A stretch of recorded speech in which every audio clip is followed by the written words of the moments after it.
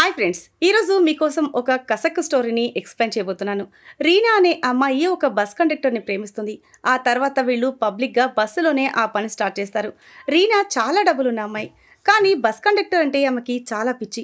రీనా ఎప్పుడూ బస్ కండక్టర్తో ఆ పని చేస్తూ ఉంటుంది. ఆ తర్వాత వీళ్ళ మధ్య ఏం జరిగింది అనేది ఈ మూవీ స్టోరీ. సో ఇంకా లేట్ చేయకుండా స్టోరీలోకి వెళ్దాం. మూవీ స్టార్టింగ్లో ఒక ఆడిటోరియంలో పిల్లలు రిహార్సల్ చేస్తూ ఉంటారు. అదే స్టేజ్ వెనక రొనాల్డ్ అనే అబ్బాయి రీనా అనే అమ్మాయి గుహతో ఆడుకుంటూ ఉంటాడు. రీనా కూడా రొనాల్డ్ మంత్రదండంతో ఆడుకుంటూ ఉంటుంది. ఈలోగా రొనాల్డ్ గర్ల్ ఫ్రెండ్ అక్కడికి వస్తుంది. ఈమె పేరు జోనా. వీళ్ళిద్దరి కార్యక్రమం చూసి వీళ్ళ మీద చాలా కోపడుతుంది. రొనాల్డ్ తన మంత్రదండానికి సర్ది చెప్పుకుని అక్కడి నుంచి వెళ్ళిపోతాడు. ఇదంతా చూసి రీనా మూడు చెడిపోతుంది. రొనాల్డ్ని ఆపాలనుకుంటుంది, కానీ అతను జోనా వెనక వెళ్ళిపోయి ఉంటాడు. రీనా చాలా మంది స్టూడెంట్స్ని చూసి అవమానంగా ఫీల్ అవుతుంది. ఎందుకంటే రీనా రొనాల్డ్ వెనక చూసుకోకుండా ఇక్కడి దాకా వచ్చేసింది. ఇదంతా రీనా స్కూల్ లైఫ్. కొన్ని ఏళ్ల తర్వాత రీనా బాగా ఎదిగిపోతుంది. ఇప్పుడు ఆమె ఒక సక్సెస్ఫుల్ వెడ్డింగ్ ప్లానర్.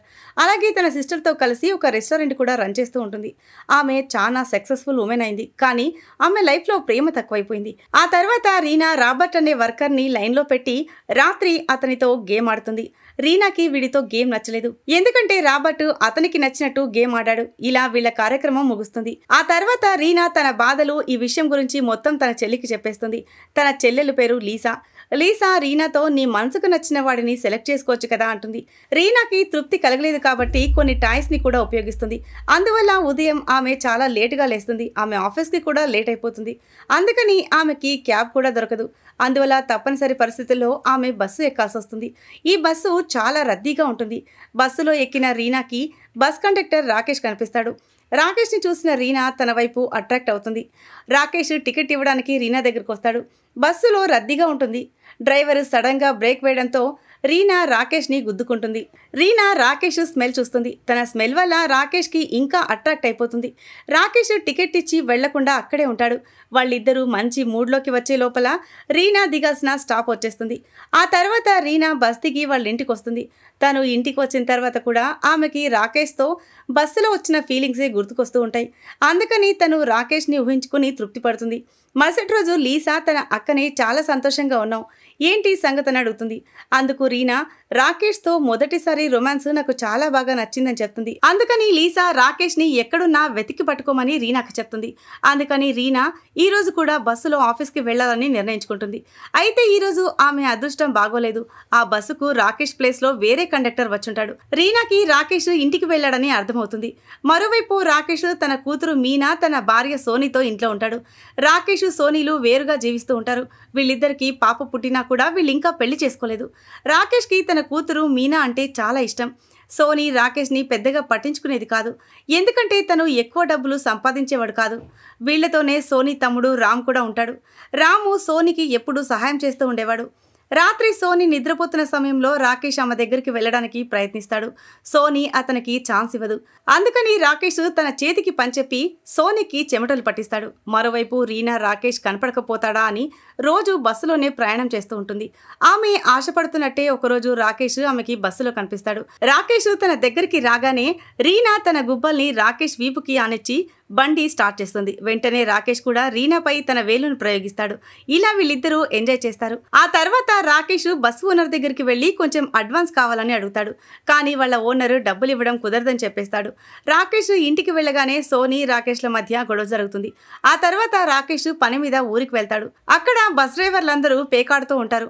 అప్పుడే అక్కడికి రీనా మంచి రెడ్ కలర్ డ్రెస్ వేసుకుని రాకేష్ని కలవాలని వస్తుంది. రీనా రాకేష్ని రమ్మని పిలుస్తుంది. రాకేష్ రీనాని 2 బస్సుల మధ్యలోకి తీసుకువెళ్తాడు. ఇక్కడ వీళ్ళిద్దరూ కాసేపు మాట్లాడుకుంటారు. ఆ తర్వాత వీళ్ళిద్దరూ కంట్రోల్ చేసుకోలేక ఇక్కడే పని స్టార్ట్ చేస్తారు. వాళ్ళకి ఎవరో వస్తున్నట్టు సౌండ్ వినిపించి బస్సులోకి వెళ్తారు. ఇక్కడ రాకేష్ 5వ గేరేసి రీనాకి చుక్కలు చూపిస్తాడు. ఉదయం రీనా బ్రేక్ఫాస్ట్ రెడీ చేస్తూ విషయం మొత్తం లీసాకు చెప్పేస్తుంది. రీనా సంతోషంగా ఉండడం చూసి లీసా రాకేష్తో రిలేషన్షిప్లో ఉండమని చెప్తుంది. రీనా కూడా ఇదే అనుకుంటోంది కాబట్టి రెడీ అయ్యి వెళ్ళి రాకేష్ని ఒక రెస్టారెంట్లో కలుస్తుంది. ఇక్కడ రాకేష్ రీనాకు నిజం మొత్తం చెప్పేస్తాడు.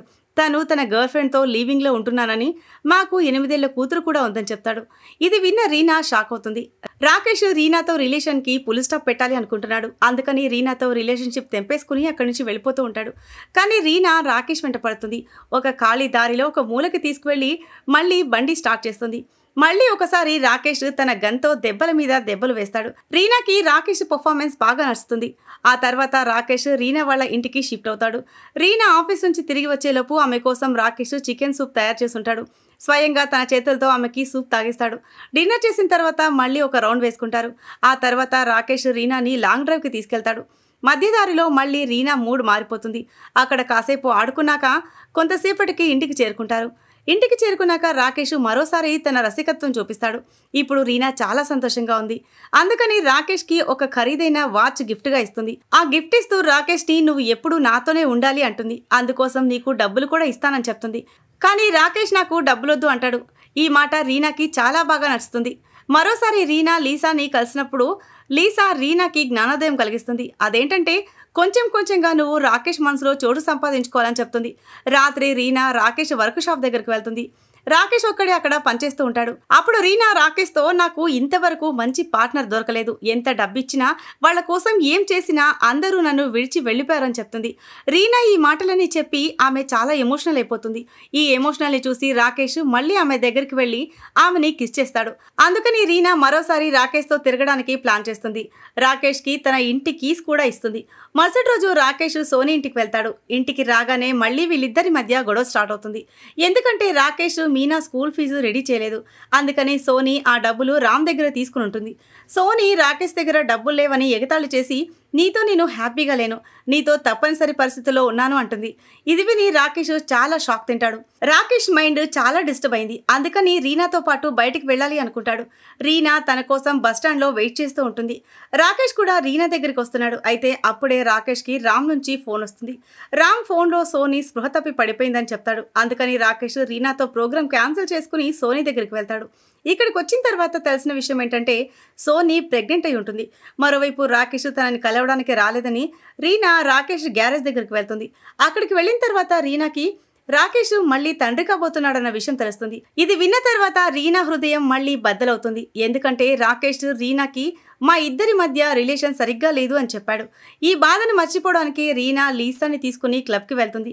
లీసా దగ్గర కూర్చున్న రీనాకి ఒక అబ్బాయి లైన్ వేస్తూ ఉంటాడు. ఆ తర్వాత ఆ అబ్బాయి రీనాని తన ఇంటికి తీసుకెళ్తాడు.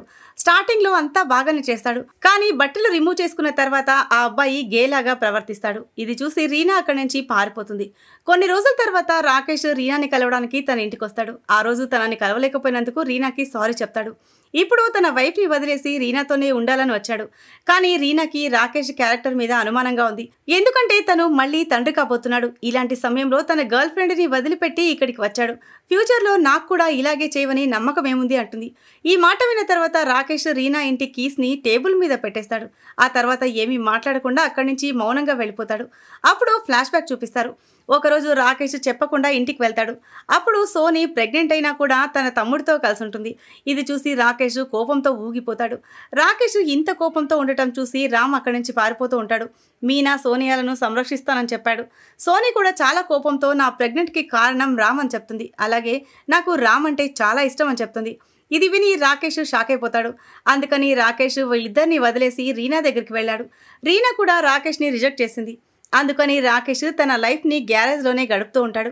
మరోవైపు రీనా కూడా ఇవన్నీ మర్చిపోయి రాకేష్ గుర్తుకు రాకూడదని తన పనిలో తాను బిజీగా ఉంటుంది.